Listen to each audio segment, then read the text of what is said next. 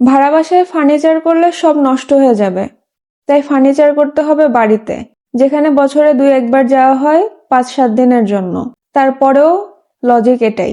যাই হোক, অনেক মানুষই এসব লজিক দেয়, কে বলে তার বললাম না। আসসালামু আলাইকুম, কেমন আছেন সবাই? আশা করি আল্লাহর রহমতে ভালোই আছেন। আমিও আপনাদের দয়ায় ভালোই আছি। আজকে আপনাদের সাথে ডেইলি ব্লগ শেয়ার করব।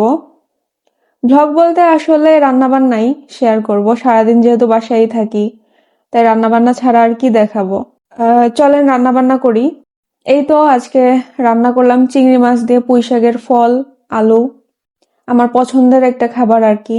এই তো পেঁয়াজ ভেজে চিংড়ি ভেজে নিলাম।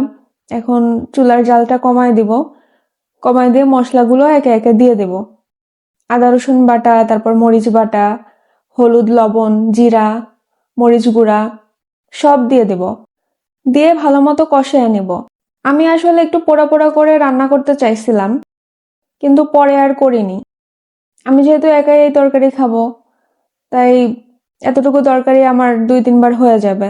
পরের বার যখন গরম করব তখন পোড়া পোড়া করেই গরম করে খেয়ে নিব।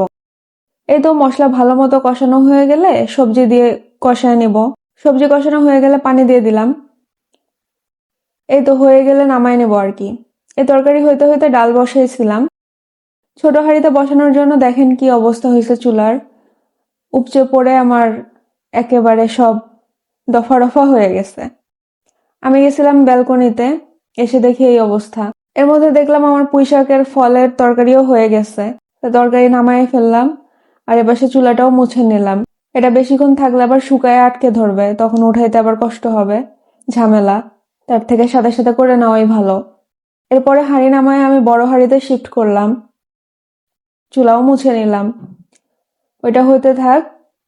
এপাশে আমি একটু তরকারিও রান্না করে নেব, যেহেতু পুঁই শাকের ফলের তরকারি আমি একাই খাবো, ওর জন্য অন্য তরকারি রান্না করতে হবে।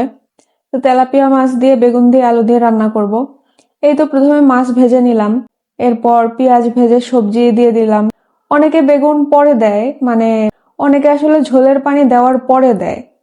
ওটাও খুব মজা লাগে, আমার কাছে ভালোই লাগে। বেগুনটা আসলে ওভারকুকড হয় না। আর আমি যেভাবে রান্না করি আগে কষায় নেই, এভাবে আসলে ওভারকুকড হয়ে যায়। যাই হোক, এটাও আমার কাছে ভালো লাগে। যখন যেভাবে মন চায় সেভাবেই রান্না করে ফেলি, আমার কাছে অত বাছা গোটা নাই। এই তো এপাশে ডালও হয়ে গেছে, বাগার দিয়ে নেব এখন। চুলার উপর যে প্যানটা দেখতে পাচ্ছেন, এটা কিনছিলাম আরো মনে হয় 1-1.5 বছর আগে। ছোট জিনিসের প্রতি আমার আকর্ষণ আসলে অনেক বেশি। ছোট ছোট জিনিস কিউট লাগে খুব। খেয়াল করলে হয়তো দেখবেন আমার বেশিরভাগ হাঁড়ি পাতিলে ছোট ছোট। যদিও সংসারের বয়স বাড়ার সাথে সাথে আমিও বুঝতে পারতেছি যে জিনিসগুলো দেখতে সুন্দর হলেও বড় হাঁড়ি পাতিলে আসলে লাগে বেশি। এজন্য এবার ননস্টিকের কড়াইটাও আমি 28 cm এর কিনছি। আমার তো ছোট জিনিস কিনতে কিনতে এমন অবস্থা হয়েছিল যে 1 কেজি চালের বিরিয়ানি রান্না করব এরকম পাতিলও আমার কাছে ছিল না। এখন যদিও একটা আছে, কিন্তু ওইটাও আসলে পানি ফুটাইতে ফুটাইতে আমি নষ্ট করে ফেলতেছি। পরে আরেকটা কিনে নিতে হবে। যাই হোক, আপনাদের সাথে বকবক করতে করতে আমার ডালে বাগার দেওয়া শেষ, তরকারিও হয়ে গেছে প্রায়। এই তো তরকারিতে মাছ দিয়ে দিলাম ঝোলের মধ্যে। এখন পানি টানবে। আমার সবসময় বেগুনের তরকারিতে পানি একটু বেশি হয়ে যায়, কেন জানি না। আমার মতো আপনাদের কার কার এরকম সমস্যা হয় কমেন্ট করে জানাইতে পারেন। যদিও আপনাদের ওই সমস্যা না হওয়াটাই স্বাভাবিক, কারণ আপনারা পাকা রাঁধুনি আর আমি কেবল শিক্ষানবিশ। এই তো বেগুনের তরকারিও হয়ে গেছে, অল্প তরকারি তাই ঢং করে একটু গামলায় ঢেলেও নিলাম। এই তো তরকারির চ্যাপ্টার শেষ। এখন একটু রুটি বানায় নিব, তাহলে রান্না বান্না শেষ হয়ে যাবে। আজকে আজকে বিদায় নিচ্ছি। আজকের ভ্লগ এই পর্যন্তই। দেখা হবে নতুন কোনো ভিডিওতে, নতুন কোনো ভ্লগে, বা হয়তো নতুন কোনো গল্পে। টিল দেন, আল্লাহ হাফেজ।